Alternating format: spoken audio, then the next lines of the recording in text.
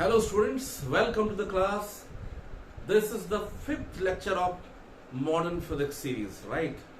Modern Physics का ये 5वां लेक्चर है जिसमें कि हम आज जो एटॉमिक स्ट्रक्चर है, बोर्स मॉडल है, उसके बेसिस पे जो आपने कॉन्सेप्ट सीखे थे, फॉर्मूले सीखे थे कि radius, velocity, time period, frequency, wavelength जो एमिट होगी किसी ट्रांजिशन के कारण, इन सब के क्या फॉर्मूलेस होंगे, किस तरीके से इनको सॉल्व करेंगे, जैसा कि आपने इसे लेक्चर नंबर 4 में देखा था।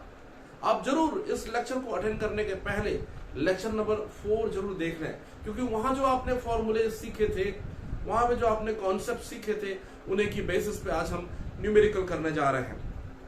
तो आपके पास पहला प्रॉब्लम सामने आ रहा, देखिए क्या बोलता है पहला problem. Find the wavelength of the radiation emitted by hydrogen atom in the transitions n equals to 3 to n equals to 2, n equals to 5 to n equals to 4। और एक तीसरा प्रॉब्लम भी आप देख रहे हैं। तो यहां पे बच्चों आपको निकालना क्या है, वेवलेंथ।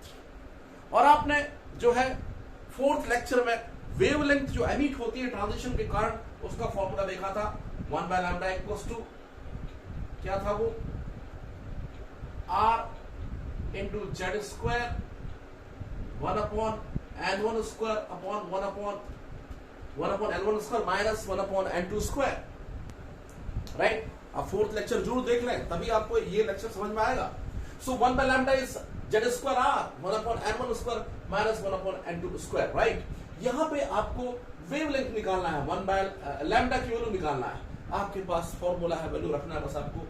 अब देखिए, चूंकि ये हाइड्रोजन एटम है इसलिए जेड की वैल्यू 1 हो जाएगा। अब यहां देखिए ट्रांजिशन 3rd से 2nd लेवल में हो रहा है, उसके लिए वेवलेंथ पूछा है, तो आप क्या करेंगे, n1 की वैल्यू रखेंगे 2nd, n2 की रखेंगे 3rd, क्योंकि 3rd से n2 से n1 ट्रांजिशन होता है। अगर आप देखेंगे लेक्चर नंबर 4 में, तो आपको मालूम है कि कैसे इस कॉन्सेप्ट से sc by lambda equals to RHC z square 1 upon n1 square minus 1 upon n2 square, ऐसा आपने मेन फॉर्मूला देखा था, अगर आप याद कर रहे हैं इस कॉन्सेप्ट को, तो राइट। तो मैं उस पर नहीं जाना चाहता, वो आप लेक्चर नंबर 4 में देख लें। फिलहाल आप काम की चीज देखें, क्या 1 by lambda is z square r 1 upon n1 square minus 1 upon n2 square। तो यहाँ ट्रांजिशन जो है 3rd से 2nd लेवल में हो रहा है, तो n2 की जगह 3 और n1 की जगह क्या 2 आपने रखा। सॉल्व करें, 1 by 4 minus 1 by 9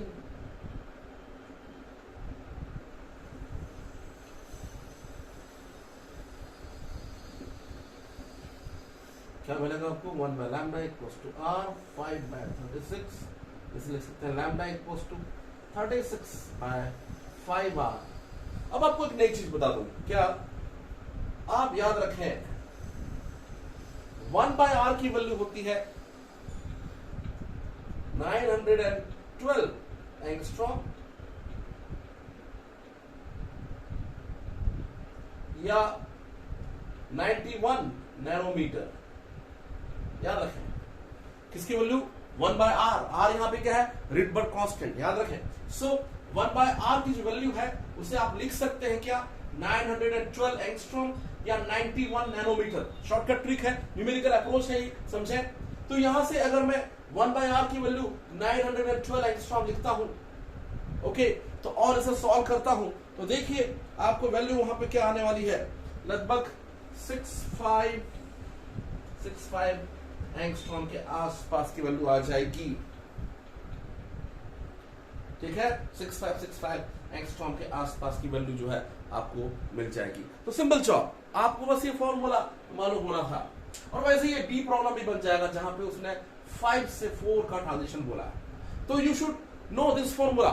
जब कभी भी ट्रांजिशन की बात होती है तो आपके पास वेवलेंथ का ये फॉर्मूला मालूम होना चाहिए कि जो फोटोन एमिट होगा उसकी वेवलेंथ क्या होगी, 1 by lambda is equal to z square r 1 upon n1 square minus 1 upon n2 square। चूंकि ये हाइड्रोजन लाइक एटम था इसलिए z की वैल्यू आपने 1 रखा। r के टर्म में जो वैल्यू आएगी याद रखें, 1 by r is 912 एंगस्ट्रॉम, और सिंपली 1 by r को लिखा जा सकता है 91 नैनोमीटर। चलिए चलते हैं इसके बाद अगले क्वेश्चन में। अगला क्वेश्चन आपके सामने है, calculate the smallest wavelength of radiation that may be emitted by hydrogen, helium plus 1 and Li plus 2 atom. तो याद रखें यहां पे पूछता है स्मॉलेस्ट वेवलेंथ। स्मॉलेस्ट वेवलेंथ कब एमिट होगी? जब जो ट्रांजिशन है वो इस तरीके से हो कि आप इंफिनिटी से ग्राउंड लेवल में आए, इंफिनिटी से 1 में आए, फर्स्ट लेवल में आए, तो जो है उस समय में सबसे ज्यादा एनर्जी का डिफरेंस होगा। और जब सबसे ज्यादा एनर्जी का डिफरेंस होगा तो याद रखिए फ्रीक्वेंसी जो एमिट होगी फोटोन उसकी सबसे ज्यादा होगी और वेवलेंथ स्मॉलेस्ट होगा। तो आपके पास वही फॉर्मूला है, मैंने आपको बताया था पिछले क्वेश्चन में, 1 by lambda is z square r 1 upon n1 square minus 1 upon n2 square।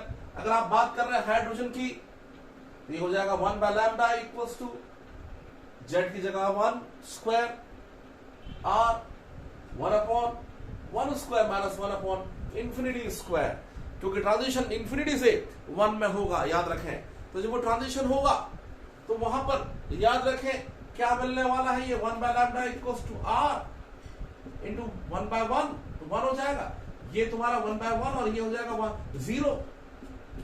And finally 1 by lambda is r, that is lambda is what 1 by r, और लैम्डा की वैल्यू अगर 1 by r आ रही है तो याद रखें 1 by r की value क्या बताया था, 912, एक्चुअली 911.5 होता है, 912 आपने लिया, 912 एंगस्ट्रॉम या सिंपली 91 नैनोमीटर की वेवलेंथ वहां पे एमिट होगी। जब आप किसकी बात कर रहे हैं, जब आप हाइड्रोजन एटम की बात कर रहे हैं। वहीं जब आप बात करेंगे किसकी, बी पार्ट में He+ की बात करेंगे, तो He+ के लिए Z की वैल्यू 2 हो जाएगी, क्योंकि ये हाइड्रोजन लाइक एटम है। यहां पे इसके पास हीलियम के पास 2 इलेक्ट्रॉन जो होते हैं, हमने एक इलेक्ट्रॉन को भेज दिया बाहर, आयनाइज कर दिया, तो He+ जो है सिंगल इलेक्ट्रॉन के साथ होगा, तो वो हाइड्रोजन लाइक एटम है। लेकिन उसके अंदर में जो Z है, एटॉमिक नंबर जो है वो 2 लेके चलेंगे।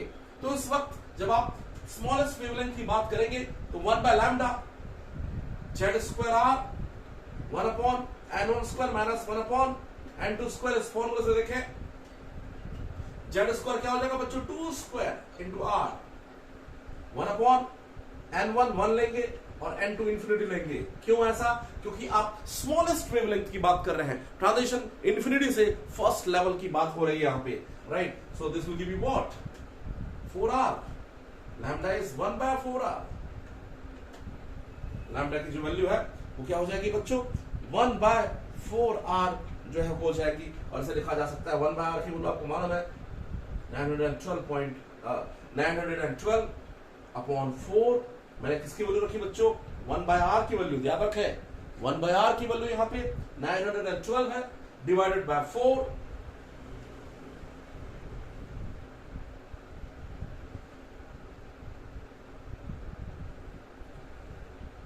टू 28 एंगस्ट्रॉम या 22.8 नैनोमीटर, ये आपका आंसर हो जाएगा। इस तरीके से आप जो है स्मॉलेस्ट वेवलेंथ निकाल सकते हैं। वही जब आपको स्मॉलेस्ट वेवलेंथ Li+2 के लिए बोल रहा है तो कोई नहीं, Z की वैल्यू वहां पे क्या हो जाएगी, 3 हो जाएगी, क्योंकि लिथियम में 3 प्रोटॉन होते हैं, 3 इलेक्ट्रॉन होते हैं, 2 इलेक्ट्रॉन आपने निकाल लिया, इसलिए Li+2 आयन है ये, तो वहां पर Z की वैल्यू 3 होगी। 3 स्क्वायर मतलब ये हो जाएगा 1 by 9r, 912 अपॉन 9 करेंगे तो आपको जो है आंसर लगभग 100 के आसपास मिलने वाला है। You got the point. तो ये एक बहुत बेहतर क्वेश्चन था। अगले क्वेश्चन में इसके बाद आगे बढ़ते हैं हम। नेक्स्ट क्वेश्चन क्या बोलता है, find the binding energy of hydrogen atom in the state n equals to 2। आपको एक चीज ये बता दिया जाए, बहुत बेहतर होगा। कई बार जो है न्यूमेरिकल सॉल्व करते वक्त हाइड्रोजन एटम का ये डेटा बहुत काम आता है। हमको मालूम है कि जो हाइड्रोजन एटम है उसकी जो एनर्जी होती है nth लेवल की, वो क्या होती है, En equals to -13.6 upon n square. और अगर आप इसका यूज करते हैं तो आपको मालूम होना चाहिए कि जो फर्स्ट लेवल है उसकी एनर्जी क्या हो जाएगी, E1 जो है हो जाएगा -13.6 इलेक्ट्रॉन वोल्ट अगला लेवल सेकेंड लेवल में जाएंगे, 13.6 divided by 2 square 4 minus 3.4 electron volt हो जाएगा।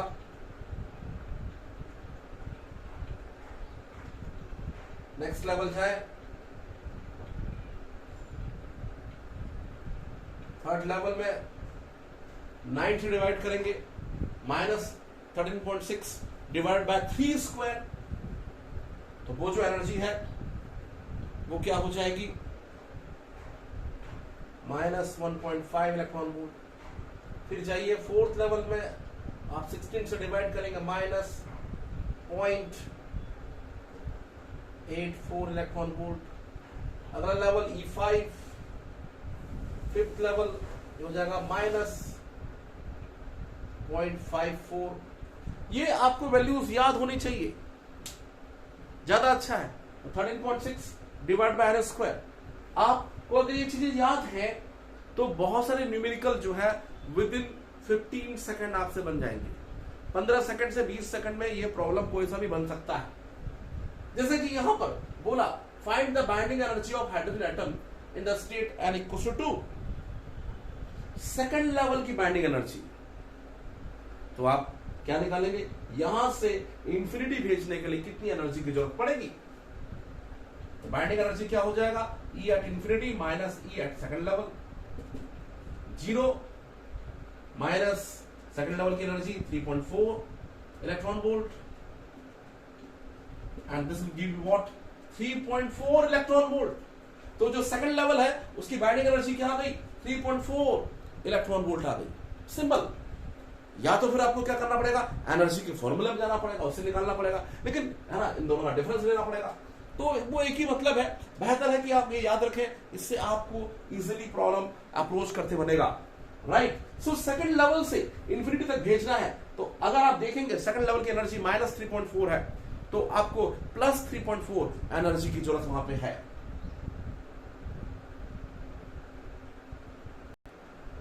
एक क्वेश्चन आपके सामने और है, अगर आप इस कॉन्सेप्ट का यूज करना चाहते हैं, है ना, आपको याद होना चाहिए क्या बोला मैंने आपको, जो डिफरेंट एनर्जी लेवल्स हैं।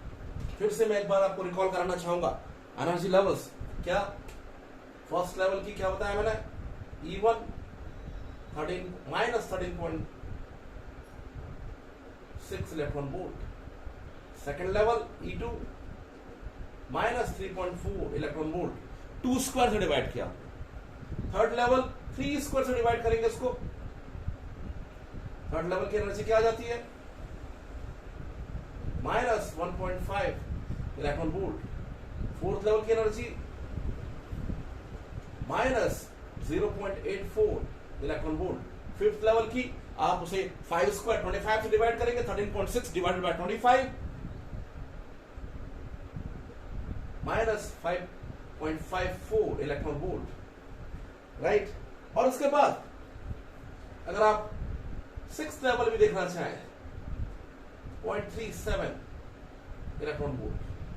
तो ये जो एनर्जी लेवल्स हैं, एनर्जीज हैं अलग अलग लेवल की, ये आपको टंग पे होना चाहिए, इससे आपका बहुत सारा टाइम बचेगा। जैसे कि इस प्रॉब्लम को देखिए, बोलता है कि hydrogen atom emits ultraviolet radiation of wavelength 102.5 nanometre. हालांकि हिंट है वहां पे, अल्ट्रावायलेट मतलब आप समझ लीजिए कि जो ट्रांजिशन है वो फर्स्ट लेवल में हो रहा है। अब यहां पर देखें क्या पूछता है, अल्ट्रावायलेट तभी एमिट होती है जो है जब ट्रांजिशन कहां पे हो बच्चों, फर्स्ट लेवल में हो। लाइमन सीरीज में जो है वो आता है। What are the quantum number involves in the transition, right. तो देखिए इसे मैं दो तरीके से आपके सामने बना रहा हूं, एक जो कि इस मेथड से इजी पड़ेगा। कैसे, हम जानते हैं, हमने पढ़ा था कि एनर्जी डिफरेंस जो है उसे लिखा जा सकता है क्या, Sc बाय लैम्डा। हमने देखा था कि Sc बाय लैम्डा जो होती है वो E2 माइनस E1 होती है। लास्ट लेक्चर में हमने देखा कि जो एनर्जी डिफरेंस है जब ट्रांजिशन होता है तो जो एनर्जी डिफरेंस है वो फोटोन के टर्म में एमिट होता है, Sc बाय लैम्डा। यहां से लैम्डा को लिखा जा सकता है Sc बाय डेली। और अगर आपने फोटो इलेक्ट्रिक इफेक्ट का न्यूमेरिकल का लेक्चर देखा है तो हम जानते हैं Hc को लिख सकते हैं क्या, Hc को लिखा जा सकता है 1242 electron volt nanometre upon del E जो है उसकी वैल्यू निकल जाएगी। हाँ सॉरी, मैं यहाँ पे हमको वेवलेंथ लैम्डा दिया है तो हम इसी प्रॉब्लम फॉर्मूला का यूज डायरेक्ट कर सकते हैं। तो Hc की जगह 1242 इलेक्ट्रॉन वोल्ट नैनोमीटर अपॉन आपको वेवलेंथ दिया हुआ क्या बच्चों 102.5 नैनोमीटर। इससे जो है आपका डेली लगभग आ रहा है कितना 12.1 इलेक्ट्रॉन वोल्ट।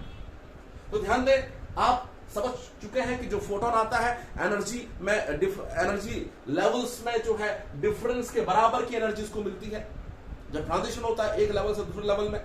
तो जब एक लेवल से दूसरे लेवल में ट्रांजिशन होता है तो जो फोटोन जो है उसकी जो एनर्जी Hc बाय लैम्डा है वो डेली के बराबर होती है, एनर्जी डिफरेंस के बराबर होती है। और आपको जब आपने लैम्डा की वैल्यू यहां रखी है तो वो एनर्जी डिफरेंस 12.1 आ रहा है और आप ये साफ साफ दिख रहा है कि 12.1 कब आएगा जब ट्रांजिशन थर्ड लेवल से कहां हो फर्स्ट लेवल में। और वैसे भी क्लियर था, अल्ट्रावायलेट बोला मतलब जरूर फर्स्ट लेवल में जो है ट्रांजिशन हो रहा था। थर्ड और फर्स्ट के बीच में डिफरेंस देखेंगे, दिस माइनस दिस करेंगे आप -1.5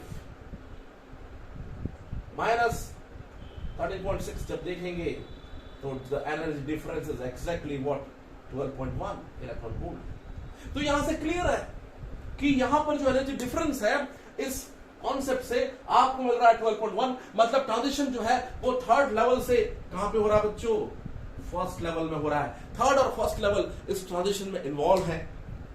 अगर आप चाहें तो उसको अपने बेसिक फॉर्मूले से भी देख सकते हैं। कैसे 1 by lambda is what z² r 1/n1² - 1/n2 square। और यहां से ये क्लियर है कि आपको लैम्डा की वैल्यू क्या मिल रही है 102.5 नैनोमीटर। z² आप लेंगे 1, r की वैल्यू क्या होती है 1/912। तो आप इसे 91 लिखेंगे क्योंकि आप नैनोमीटर की बात कर रहे हैं। r की जो वैल्यू है 1/, है ना, हमने देखा था r की जो वैल्यू थी वो 1/912 था या 91 नैनोमीटर है। और यहां से आगे बढ़े 1/1² -1/n2²। और जब आप इसे सॉल्व करेंगे तो आपको n2 की वैल्यू जो है वो 3 मिल जाएगा। When you solve this, you will get the value of n2 as 3। लेकिन देखिए न्यूमेरिकल अप्रोच की बात अगर करें तो ये ज्यादा इजी पड़ रहा है, आपको इस मेथड से बनाना चाहिए। तो दोनों चीजें आपके पास है जो भी यूजफुल हो, जिससे भी क्विकली आप प्रॉब्लम सॉल्व कर लें, तो बेहतर है आप इस मेथड से सॉल्व करें। इस मेथड से भी आप बना सकते थे, इसके लिए आपको हिंट मिला था यहाँ पे प्रॉब्लम में कि वहां पर चूंकि अल्ट्रावायलेट लाइट आ रही है इसलिए n1 को आपको 1 करना था। फर्स्ट लेवल में आने पर ही जब लायमन सीरीज के लिए ही अल्ट्रावायलेट रेडिएशन जो है वो एमिट होती हैं और बस आपको वहां पे n2 निकालना था। और आपको r की वैल्यू याद होनी चाहिए, r की वैल्यू 1/912 एंगस्ट्रॉम है या 1/91 नैनोमीटर है। तो चूंकि लैम्डा आपको नैनोमीटर में दिया था इसलिए इसको मैंने नैनोमीटर में लिया। तो यहां से ये बहुत ही इजीली जो है इसे आप बना सकते हैं और इसे सॉल्व कर सकते हैं। ओके, सो आपने यहां पर एक और इंपॉर्टेंट कांसेप्ट सीख लिया। चलिए चलते हैं अगले क्वेश्चन में। इस क्वेश्चन में देखें, find the first excitation potential of He+। तो देखें जो एनर्जी डिफरेंस होता है राइट, वो RHC z² अपॉन या n1² RHC z² upon n2² ये होता है। और इसे जब आप सॉल्व करते हैं RHC की वैल्यू जो है वो क्या आ जाती है सॉल्व करने पर 13.6 z²। RHC की वैल्यू याद रखिए, RHC की वैल्यू 13.6 इलेक्ट्रॉन वोल्ट होती है। ठीक है, RHC कुछ चीजें आपको याद रखना पड़ेगा जल्दी आपको अगर क्विकली प्रॉब्लम बनाना है तो RHC की वैल्यू जो है आप याद रखिए। ये अगर आप 4th लेक्चर देखेंगे तो आपको ये समझ में आएगा कि मैं जो लिख रहा हूं एनर्जी डिफरेंस E2 - E1 होता है, उसे सॉल्व करते हैं तो ये नेगेटिव साइन के कारण एनर्जी का नेगेटिव होने के कारण बड़ा उल्टा हो गया। ये 2 बाद में आ रहा है और 1 पहले आ रहा है। ठीक है, नेगेटिव एनर्जी का डिफरेंस जब आप करेंगे तो इसे लिखा जा सकता है n1² 1/n1² - 1/n2²। ठीक है, तो डेली की वैल्यू क्या है 13.6 z² 1/n1² - 1/n2²। यहां से जो है आप डायरेक्ट फॉर्मूला लगा सकते हैं first excitation potential. Find the first excitation potential बोला तो डेली की वैल्यू क्या हो जाएगी 13.6, और चूंकि वो हीलियम आयन की बात कर रहा है He+ की, इसलिए Z की वैल्यू 2², और फर्स्ट एक्साइटेशन मतलब फर्स्ट लेवल से आप कहां जाएंगे, सेकंड लेवल में जाएंगे। फर्स्ट लेवल से कहां जाएंगे बच्चों, सेकंड लेवल में जाएंगे। और जब आप फर्स्ट लेवल से सेकंड लेवल में जा रहे हैं तो उस वक्त देखिए आपको वैल्यू क्या मिल रही है, फर्स्ट एक्साइटेशन पोटेंशियल जो है when you saw it what will get there, ये लगभग 13.6 into 4 into ये हो जाएगा क्या 3/4, 1 - 1/4 3/4, तो ये लगभग जो है ये लगभग क्या आ रहा है 40.8 इलेक्ट्रॉन वोल्ट आ रहा है। तो ये एनर्जी ऑफ फर्स्ट एक्साइटेशन है। अगर आप फर्स्ट लेवल से कहां ले जा रहे हैं, सेकंड लेवल में ले जा रहे हैं, तो ये जो है यहां पर 40.8 आपको आने वाला है, राइट, एनर्जी का डिफरेंस। तो इतनी एनर्जी की जरूरत पड़ती है अगर आप जो है He+1 आयन में इलेक्ट्रॉन को एक्साइट कर रहे हैं, फर्स्ट से कहां, सेकंड लेवल में ले जा रहे हैं, तभी तो उसे बोलेंगे फर्स्ट एक्साइटेशन पोटेंशियल बोल रहा है, फर्स्ट एक्साइटेशन एनर्जी नहीं बोल रहा है, फर्स्ट एक्साइटेशन पोटेंशियल बोल रहा है। तो देखिए ये फॉर्मूला आपके लिए बड़े काम का है, energy difference 13.6 Z² 1/n² - 1/n²। यहां पर आप जब वैल्यू रखते हैं फर्स्ट से सेकंड लेवल के ट्रांजिशन के हिसाब से n1 को 1, n2 को 2, और आप वहां पे हीलियम+ आयन के लिए Z की वैल्यू 2 रखते हैं, तो आपको ये एनर्जी डिफरेंस आ रहा है। This is the first excitation energy where you send the electron from first level to second level। और इसलिए जब आप एक्साइटेशन पोटेंशियल की बात करेंगे तो यहां से E हटा दे, 40.8 इलेक्ट्रॉन वोल्ट। तो ये फॉर्मूले से करने से बहुत टाइम लग रहा है। वहीं अगर आप डायरेक्ट करना चाहेंगे इस कॉन्सेप्ट से जो मैंने आपको बताया, ये अगर आपको याद है तो बहुत अच्छा रहेगा। देखिए अगर आप यहां से यहां भेजेंगे तो एनर्जी का डिफरेंस 10.2 आएगा, देख लीजिए 13.6 और ये 3.4, दोनों का डिफरेंस क्या है 10.2। 10.2 हाइड्रोजन के लिए, हीलियम के लिए Z², 2², 4 टाइम्स 40.8 आ गया आंसर। आप समझ पा रहे हैं, यहां से यहां एक्साइट करने के लिए कितनी एनर्जी की जरूरत है, 10.2 की। डिफरेंस देख लें, किसके लिए 10.2, H के लिए, हाइड्रोजन एटम के लिए। अगर आप He+ के लिए जाएंगे तो आपको Z² से मल्टीप्लाई करना पड़ेगा, और Z² मतलब 2² से मल्टीप्लाई करना पड़ेगा, मतलब ये आ गया तुम्हारा 40.8 electron volt energy of excitation to the first level, right. First से सेकंड, फर्स्ट एक्साइटेशन की एनर्जी आ गई, और अगर आप इसमें से E को हटा देंगे तो it will B 40.8 volt first excitation potential. Clear. तो ये बड़ा इजी पड़ता है, अगर आपको ये वैल्यूज जो है याद है तो आप इसे लर्न जरूर कर लें, इससे बड़ा फायदा हो रहा है। तो फर्स्ट से सेकंड में जा रहा है, फर्स्ट एक्साइटेशन के लिए हाइड्रोजन एटम को कितनी की जरूरत है, 10.2 इलेक्ट्रॉन वोल्ट की। और हीलियम को कितने की जरूरत है, हीलियम को Z², 2², 4 टाइम्स ज्यादा चाहिए। Li+2 को कितने की जरूरत पड़ेगी, Li+2 भी जो है हाइड्रोजन लाइक है, Li+2 में Z की वैल्यू 3 होगी, तो कोई नहीं 9 टाइम्स हो जाएगा, Z², 3², 9 टाइम्स एनर्जी हो जाएगी। तो देखिए ये बड़ा बेहतर है अगर आप इस तरीके से प्रॉब्लम को बनाते हैं। अब इस क्वेश्चन का बी पार्ट देखिए, बी पार्ट में क्या बोलता है, find the ionization potential of Li+2 ion. Ionization potential का मतलब ये हुआ कि आप सीधे सीधे इलेक्ट्रॉन को फर्स्ट लेवल से इंफिनिटी को भेज रहे हैं, तो जो एनर्जी का डिफरेंस, तो देखिए Li के लिए जब देखेंगे तो क्या होगा, यहां पे एनर्जी का डिफरेंस देखिए, शॉर्टकट ट्रिक से हम बना रहे हैं इसी फंडे से। यहां जब एनर्जी का डिफरेंस देखेंगे तो E∞ minus E1 0 minus 13.6 electron volt, तो इट इज 13.6 इलेक्ट्रॉन वोल्ट। किसके लिए है ये H एटम के लिए है। This is the excitation, this is the ionisation energy. Ionization energy, when you require the energy to just ionize the atom, means you want to send the electron from first orbit to infinity.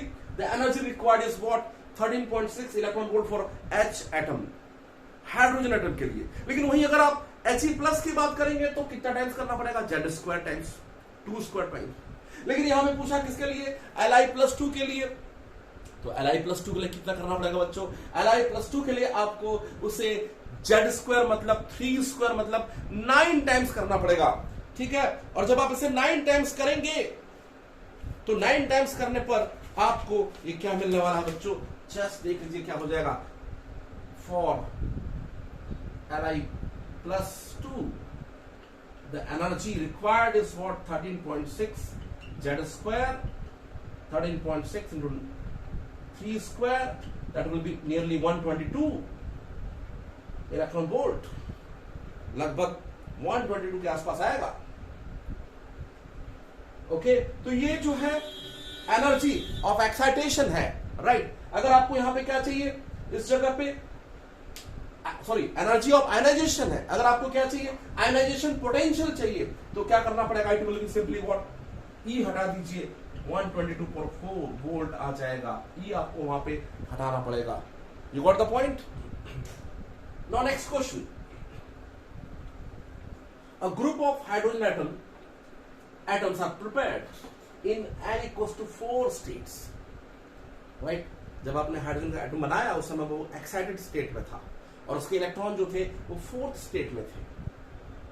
List the wavelengths that are emitted as the atoms make transitions and return to n equals to 2 states। मतलब अगर वो 4th level से 2nd level में आता है तो जो possible transition होंगे वो क्या होंगे। तो एक चीज आपको नई सिखा दूं, ये पूरा पिछले लेक्चर में मिसिंग था, इसलिए आपको बता देता हूं।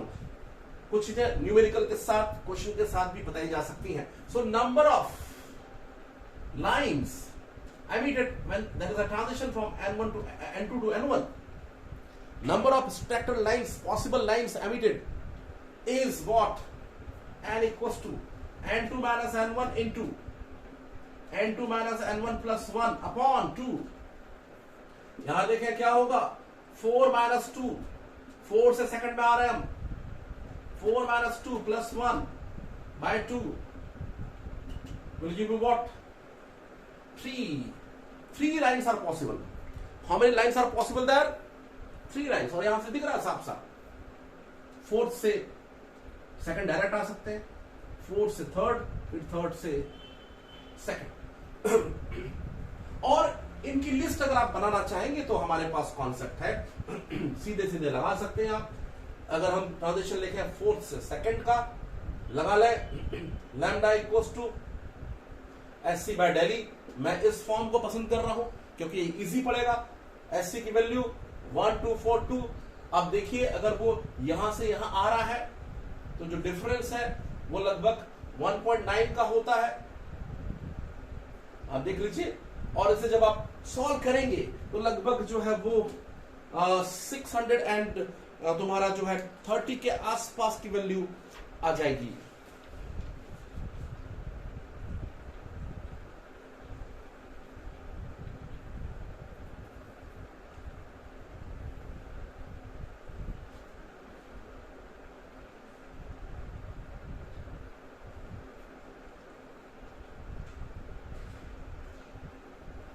लगभग 622 नैनोमीटर के आसपास की वैल्यू वो आ जाएगी। देख लीजिएगा आप कैलकुलेट करके क्या आ रहा है। But the job is very simple if you use this concept, right.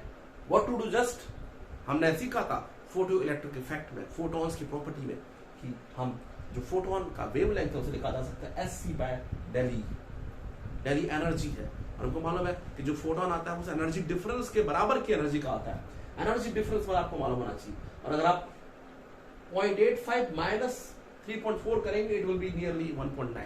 1242 by 1.9 कर दीजिए, आपको नैनोमीटर में एनर्जी डिफरेंस के बराबर जो वेवलेंथ है नैनोमीटर में जो है वो आ जाएगा कि फोटोन जो एमिट होगा उसकी क्या वेवलेंथ होगी, राइट। इसके साथ साथ यहां पर देखिए जो है दूसरा केस, यहां पर अगला ट्रांजिशन कहां से कहां हो सकता है, 4th से 3rd हो सकता है, राइट। कहां से कहां हो सकता है बच्चों, 4th से 3rd। और जब आप 4th से 3rd की बात करेंगे,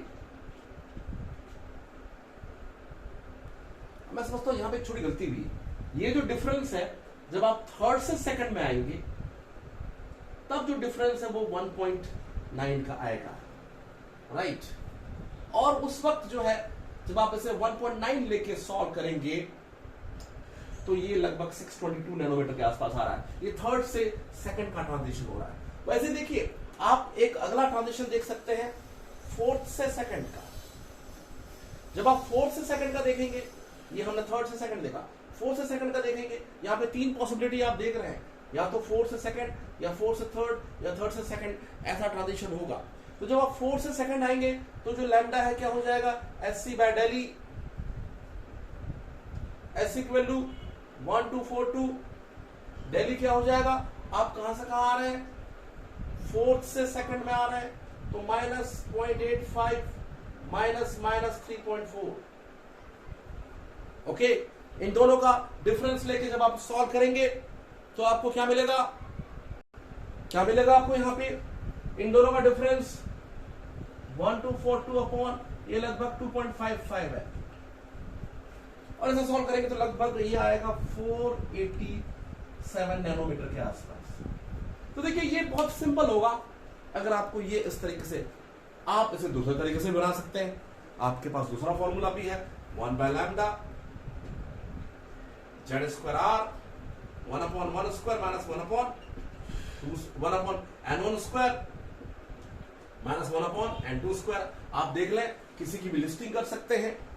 अगर आप जो है थर्ड से फोर्थ देखते हैं, अगर मान लो की बात इमेजिन करो थर्ड से फोर्थ देख रहे हैं, थर्ड से सेकंड हम देख चुके हैं, फोर्थ से सेकंड देख चुके हैं, अब हम देख रहे हैं क्या बच्चों, सपोज 4 और 3 के बीच ट्रांजिशन देखते हैं, 4 से 3 का देखते हैं इस मेथड से, तो क्या होगा, 1 by lambda is Z square, hydrogen है 1 square, R 1 upon 3 square minus 1 upon 4 square, 1 by lambda R 1 by 3 square हो गया हमारा 9 36। ओके, 9 एंड 16, ये आपको मिल जाएगा क्या तुम्हारा आर 144, 16 माइनस 9, तो 1 बाय लैम्डा की वैल्यू क्या आ जाएगी,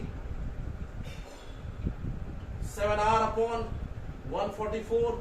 तो यहां से लैम्डा क्या हो जाएगा, 144 अपॉन 7r, लैम्डा हो जाएगा 144 बाय 7, और 1 अपॉन r होता है 91 नैनोमीटर। याद रखें, आप इस मेथड से बना रहे हैं, सेकंड मेथड से बना रहे हैं, यहां पर डायरेक्ट फॉर्मूला यूज कर रहे हैं, तो यहां पे ये हो जाएगा 144 अपॉन 7r, 1 बाय r की वैल्यू 91 नैनोमीटर, और इसे जब आप सॉल्व करेंगे तो लगभग 1874 नैनोमीटर के आसपास आ जाएगा। तो मुझे लगता है बेहतर ये है, आपको अगर फोर्थ और थर्ड के बीच देखना है तो दोनों के बीच डिफरेंस देख लीजिए, ये लगभग 0.65 है। कितना डिफरेंस है, 1.5, 0.85, दोनों का डिफरेंस कितना है 0.65। तो 1242 बाय 0.65 करते हैं, 1242 बाय 0.65 कर देंगे तो आ जाएगा। तो बेहतर इस मेथड से बनाना होगा। तो ठीक है, हमने बहुत सारे क्वेश्चंस देख लिए हैं, और हम इसके क्वेश्चंस और देखेंगे, लेकिन उसे हम सेकंड पार्ट में देखेंगे। इसके बाद एक लेक्चर आपके लिए और दूंगा मैं एटॉमिक फिजिक्स का, उस सेकंड पार्ट में आपको और बहुत सारे क्वेश्चंस कराए जाएंगे। तो मिलते हैं एटॉमिक फिजिक्स के बोर्ड्स मॉडल के सेकंड न्यूमेरिकल लेक्चर में, ओके, अगली बार।